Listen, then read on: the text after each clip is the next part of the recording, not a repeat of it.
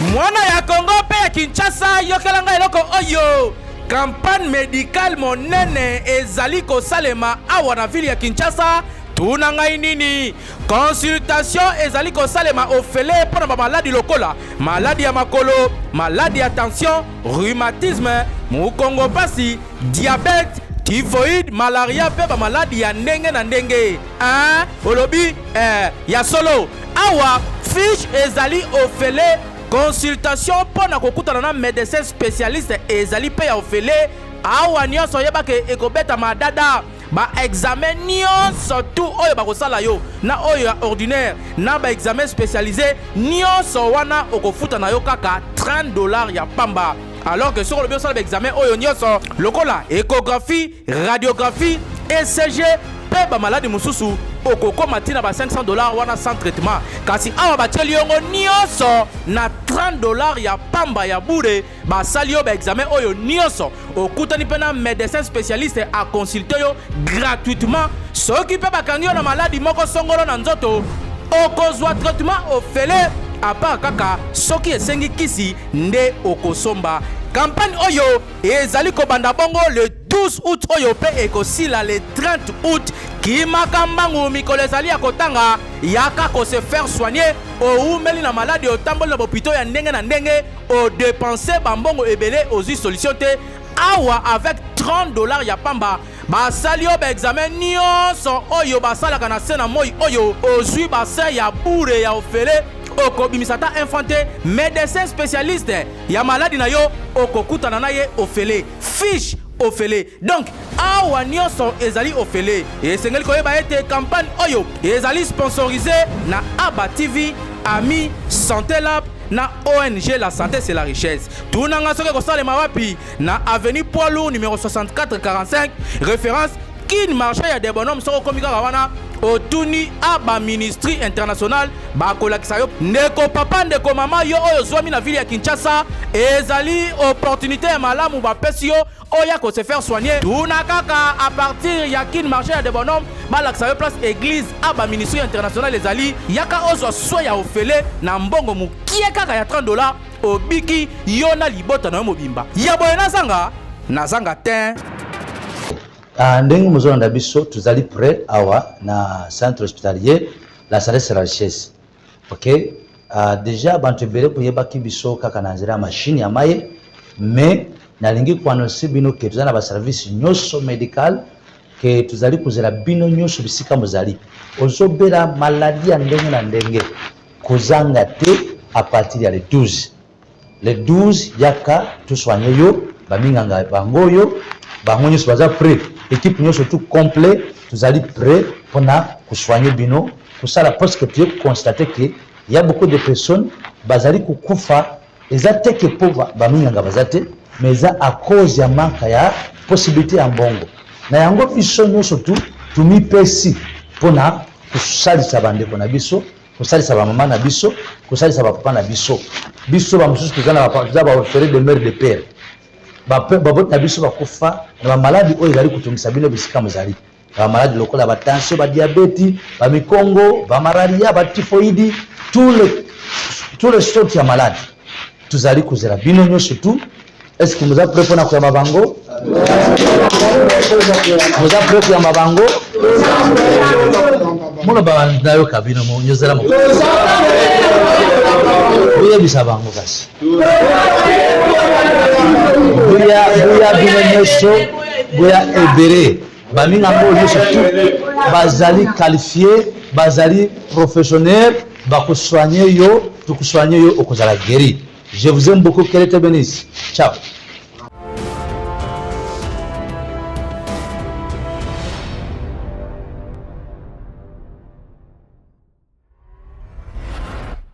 Bino bazolanda biso na TV napesi bino mbote na kombo na Yesu kombo na nga Dr Brian nalingi ke nabengisa bino le 12 mois oyo ya août le 30 na mois de août tuzana ba partenaire na biso bandimi kusalisa population soko ozolanda biso na moment oyo yaka na centre hospitalier La Santé c'est la richesse toza na baservice nyonso médical na banzi ke baexamen nyonso tu ekosalema awa.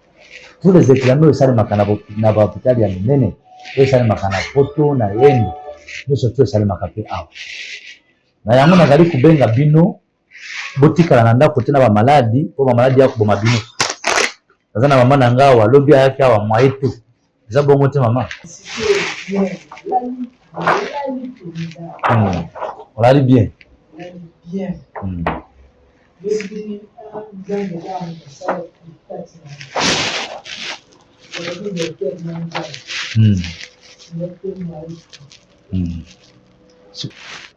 Soko za na problème ya tension, kingo passe, mukongo passe, maboko passe, nzoto kulemba, moto na makolo, vertige, miso flou, kukonda, kusuba mingi, omeli bakisi ntango molai, yaka na club de santé, la santé sera richesse. Obotaka te, colonne vertébrale etengama, mokuwa na yo eza kokabwana, yaka na club de santé.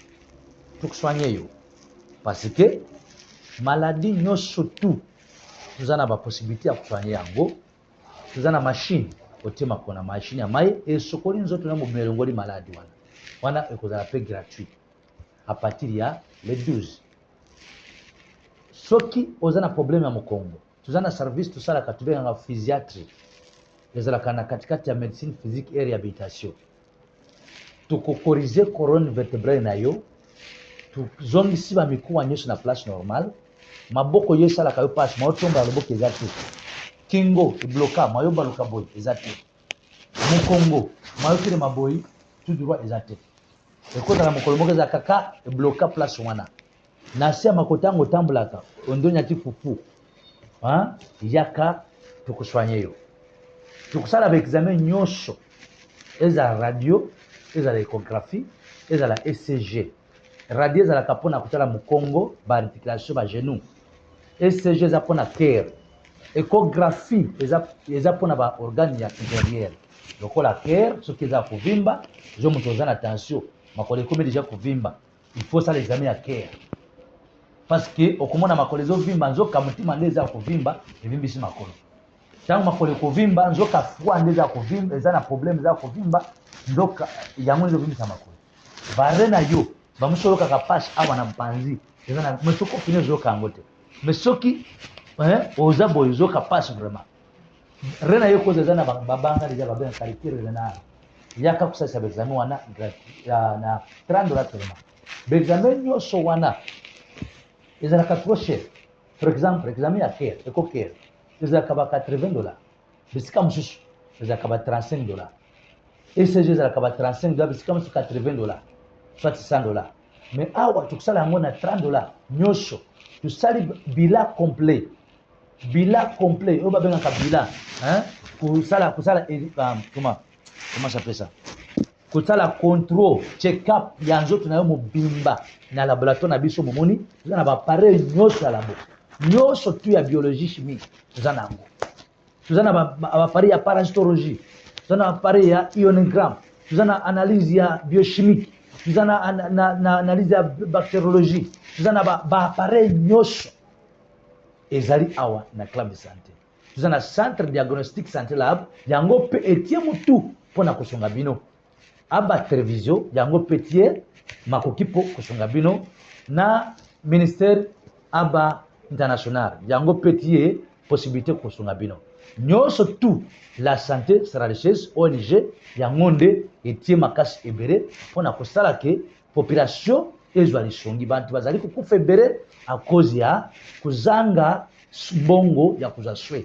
C'est pourquoi biso tu décider na mois de août tusunga ba mama na ba papa na ba ndeko na ba yaya na ba leki tusalisa bino gratuitement.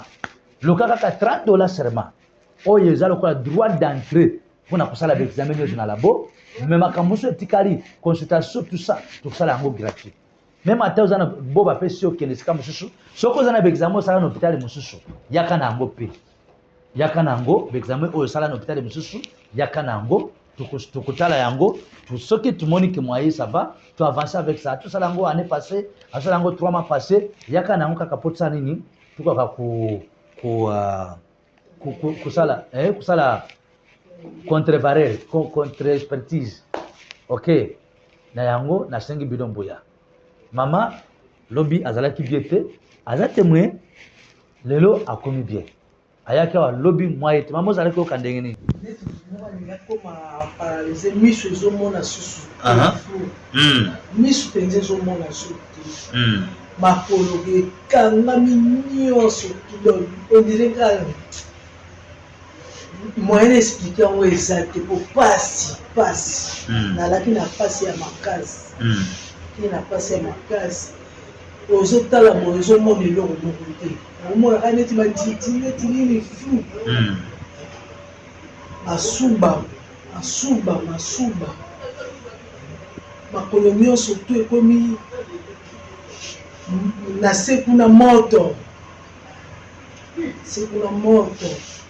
bengere bazwi ngai bameki kokitsanga basikle wana kaka lobi wana bakitisi tension mpe ezalaki ya komata donc nazalaki nanga mowei vraiment mais lobi ti ba 17 heures nazwi guérison mpenza nakomi bien nake mpe na ndako naningai kokuna mpe kolaya na ndako te babi kende kobanga te kende elobi bongoye nazongi na ndako nalali mpe bien très bien nalali mpenza pongi oyo nazalaki kutu kolala te yango na ntongo na ye mpona kocontinue na séance ya machine ya makonda mai oui yango mpe ezali okozwa cette fois-ci okota machine ya makonda mai gratuitement kinéthérapie okota kinéthérapie gratuitement tosali kiné gratuit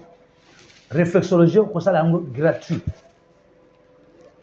oyo aza na problème ya makolo physiatrie ekozala gratuit batermination wana bamosusu boyebi yango te tukoexplike bino soki boyebi sero ka na yo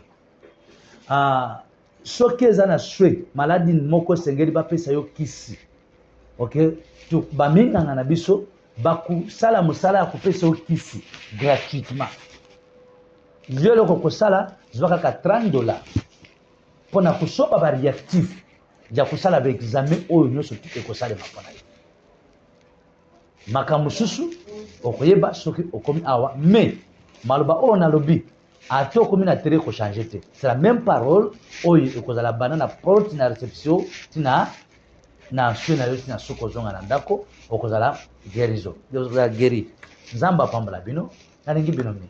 Bonjour maman. Bonjour docteur. Comment ça va? Ça va bien. Comment on a? Comment on a Ornella? Oh? Ornella. Mama Ornella muvanda kwa wapi? Tuvali na matete na mtoto. Matete na mtoto numero kwa? Na 75B. Siko beye kusala nini awa na centre aba? Bon, toyaki na mobali na ngaza na problème ya AVC. Toyaki depuis mardi passé. Solo mi mardi ekosa 2 semaines.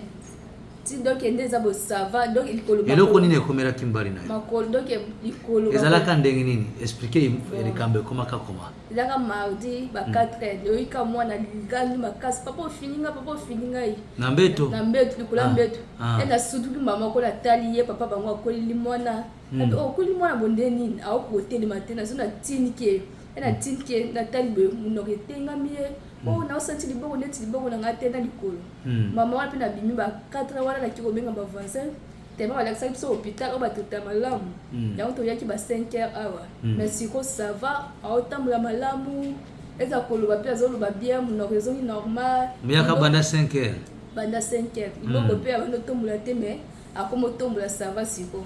OK.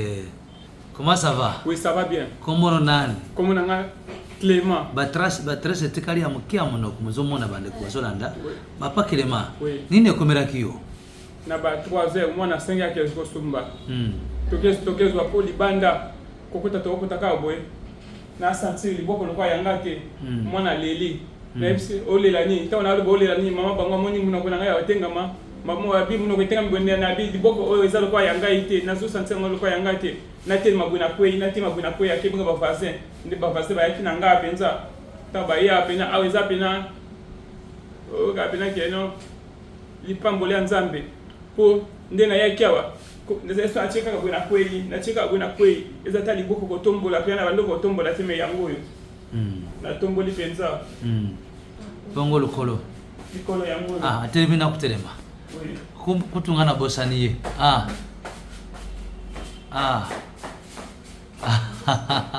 ozoyebisa nini bantu bazolanda biso na balanda biso penza mbongo mutu ndalukaka mbongo awa pena nzamba zosunga boya waza posa kobika ayande waza posa kobika waza posa ya susi pena ke abika aya ngai na sopesa ba témoignage pona batu mingi pe bazoya pena témoignage zande liboso na nepa na ngai moko nde oya koya nde akobika waza posa de bika nde aya. Ok, Le de santé, la santé c'est la richesse.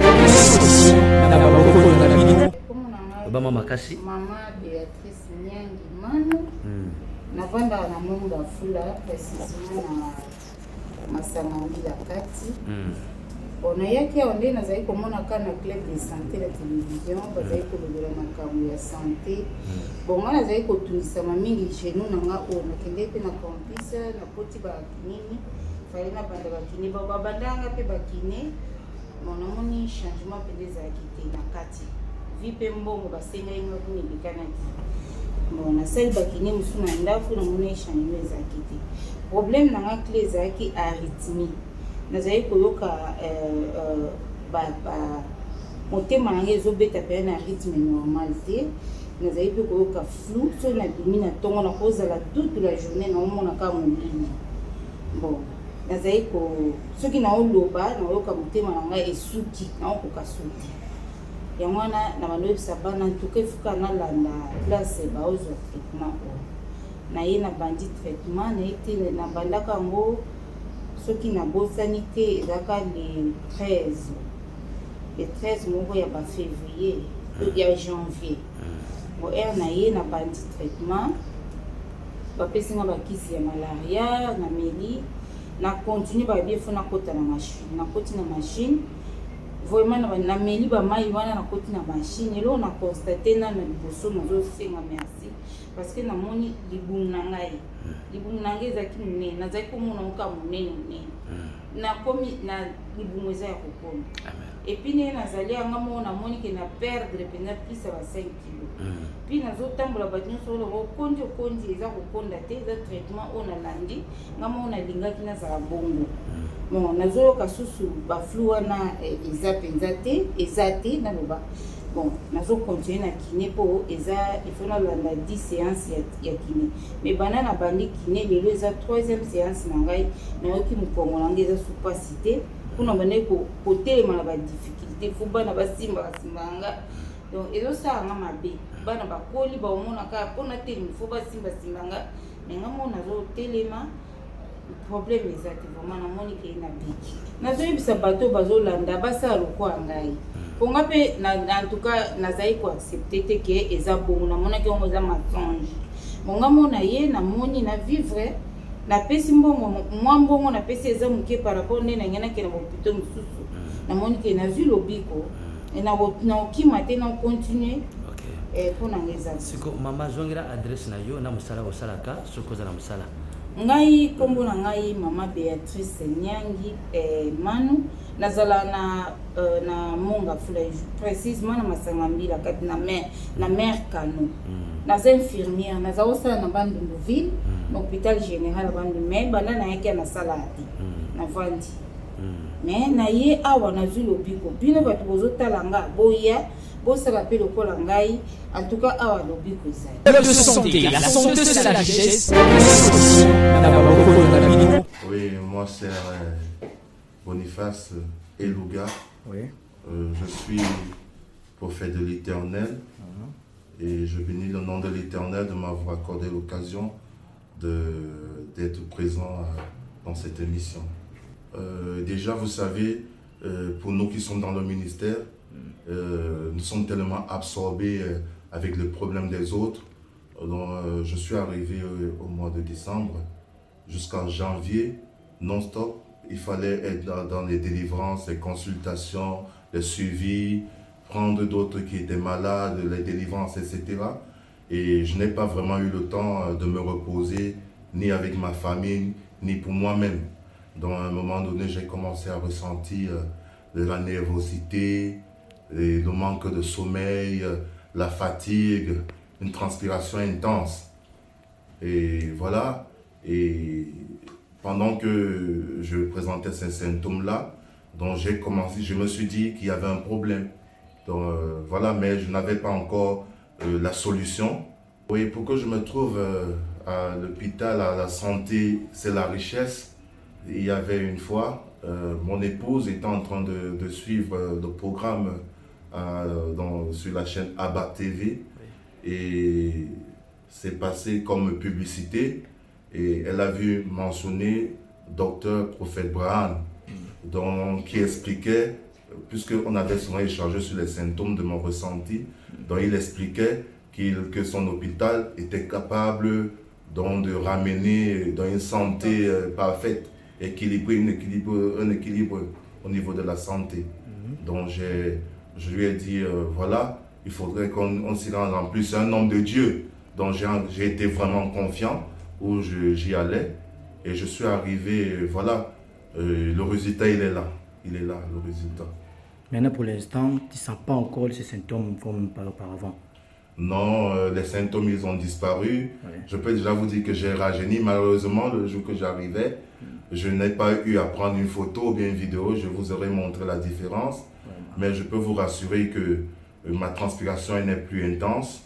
Et je dors parfaitement comme un enfant. Donc, lorsque je touche le lit, je me réveille au matin. C'est le réveil qui me lève. Et en plus de cela, je me sens léger. Et j'ai vraiment vu de mes propres yeux ce qui est sorti de mon corps. Parce que je suis quelqu'un, mon régime, il est suivi. Je bois bio, je mange bio. Je pensais être en santé.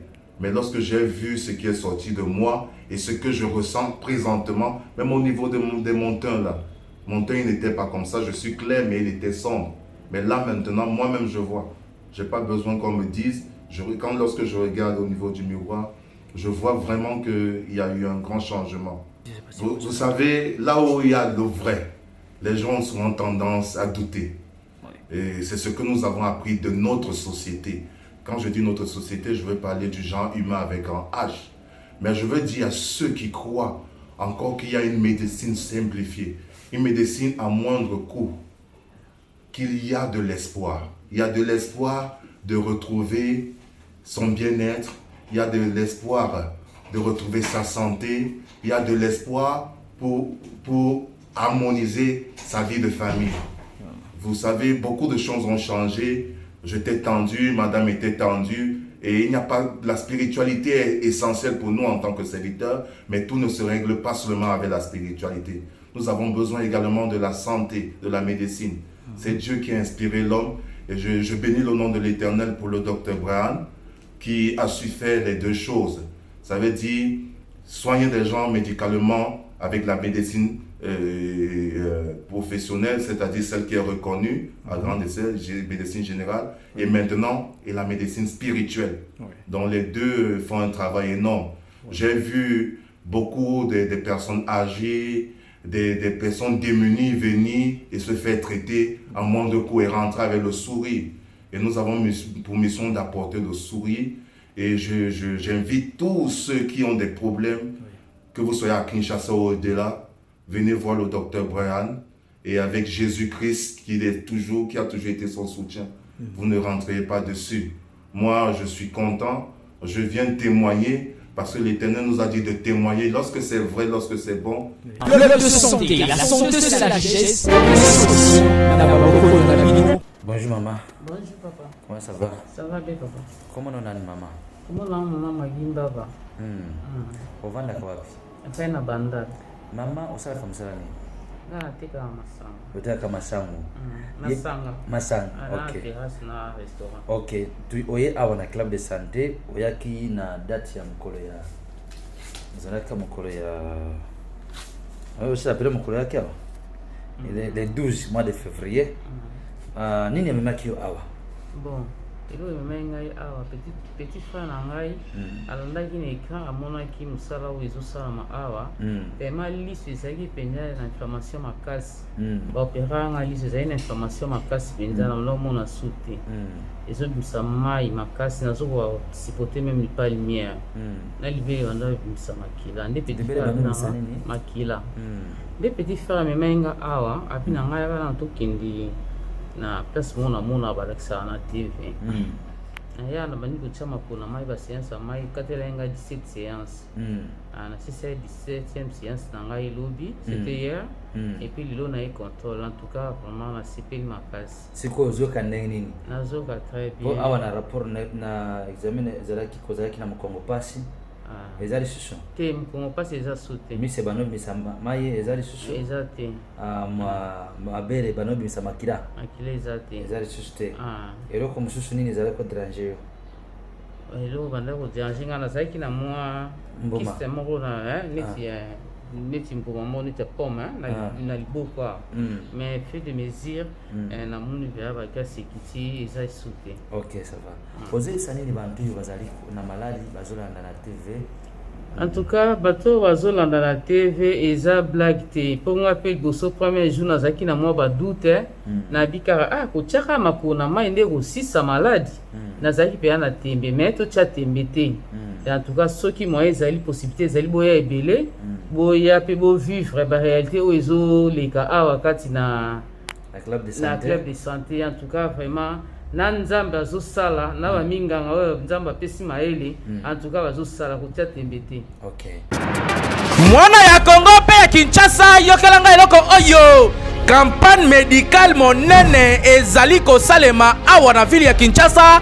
Tuna ngai nini consultation ezali kosalema ofele mpona bamaladi lokola maladi ya makolo, maladi ya tension, rhumatisme, mokongo pasi, diabète, typhoïde, malaria pe ba maladi ya ndenge na ndenge olobi ya solo awa fiche ezali ofele consultation pona kokutana na médecin spécialiste ezali pe ya ofele awa nyonso yebake ekobeta madada ba examen nyonso tu oyo bakosala yo na oyo ya ordinaire na ba examen spécialisé nyonso wana okofuta na yo kaka $30 ya pamba. Alors que sur le biosol examen oyo nyonso lokola échographie, radiographie, ECG pe ba maladi mususu okoko matina ba $500 wana sans traitement kasi awa batieli yongo nyonso na $30 ya pamba ya bure basali yo ba examen oyo nyonso okutani pe na médecin spécialiste a consulter yo gratuitement soki pe bakangi yo na maladi moko songolo na nzoto okozwa traitement ofele à part kaka soki esengi kisi nde okosomba. Campagne oyo ezali kobanda bongo le 12 août oyo pe ekosila le 30 août kimakambangu mikolo ezali ya kotanga yaka ko se faire soigner oumeli na maladi otamboli na bopito ya ndenge na ndenge o dépenser bambongo ebele ozwi solution te awa avec $30 ya pamba basali yo ba examen nyonso oyo basalaka na se na moi oyo ozwi base ya bure ya ofele okobimisa ta infante médecin spécialiste ya maladi na yo okokutana na ye ofele fiche ofele. Donc awa nyonso ezali ofele esengeli koyeba ete campagne oyo ezali sponsorisé na Aba TV, Ami, Santé Lab na ONG La Santé c'est la richesse. Tunanga soke kosalema wapi na avenue Poilou numéro 6445 référence Kin marché ya des bonhommes soko komika wana otuni Aba ministry international bakolakisa yo ndeko papa ndeko mama yo oyo zwami na ville ya Kinshasa ezali opportunité ya malamu bapesi yo oya ko se faire soigner tuna kaka à partir ya Kin marché ya des bonhommes balakisa yo place église Aba ministry international ezali yaka ozwa soin ya ofele na mbongo mukie kaka ya $30 obiki yo na libota na yo mobimba ya boye nazanga te. Ndenge mozolanda biso tozali prêt awa na centre hospitalier La Santé c'est la richesse.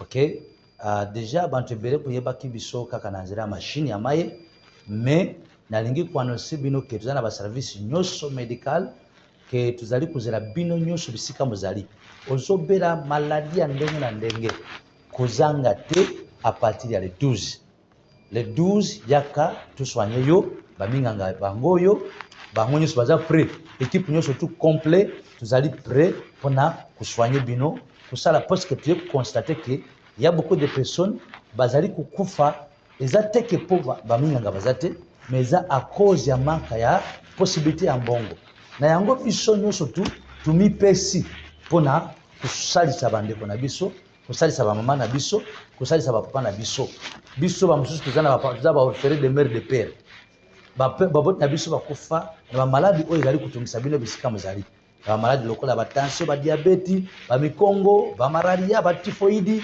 tous les sortes ya maladi tozali kozela bino nyonso tu est-ce que moza prêt mpona koyamba bango moza prêt koyamba bango moloba nayoka bino nyozela mo boyebisa bango kasi boya bino nyonso boya ebere bamingango nyonso tu bazali qualifié bazali professionnel bakosoigne yo tukosoigne yo okozala guéri. Je vous aime beaucoup, qu'elle te bénisse. Ciao.